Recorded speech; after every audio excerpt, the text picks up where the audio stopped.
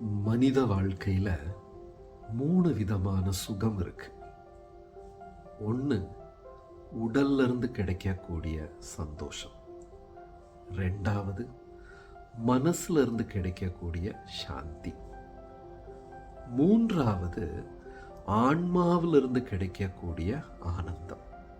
இப்படி 3 வகையான சுகம் உண்டு. இதில் முதல் விஷயம், உடல்ல இருந்து கிடைக்கக்கூடிய சந்தோஷம். அது நிரந்தரம் கிடையாது, கொஞ்ச நாளைக்கு இருக்கும். உடல்ல இருந்து கிடைக்கக்கூடிய எந்த சந்தோஷமும் ரொம்ப நாள் நீண்டு நிற்காது. ரெண்டாவது, மனசுல இருந்து கிடைக்கக்கூடிய சாந்தி. அது கொஞ்ச நாள் அதிகமாக இருக்கும். யாருக்காவது ரொம்ப திருப்தியான வாழ்க்கை இருந்தால் அவங்களுக்கு சாந்தி இருக்கும். ஆனால் அதுவும் சில மாதங்கள், மேபி சில வருடங்கள். ஒரு புது பிரச்சனை வரும்போது பழைய சாந்தி போயிடும். மூன்றாவது, மிக முக்கியமானது, ஆன்மாவிலிருந்து கிடைக்கக்கூடிய ஆனந்தம்.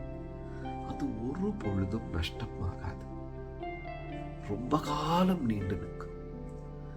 மரணம் வரை கூட சில சமயம் அந்த ஆனந்தம் நீண்டு நிற்கும்.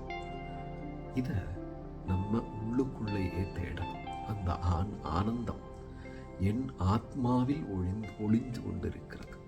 நான் அதை தேட வேண்டும். ஹரே கிருஷ்ணா.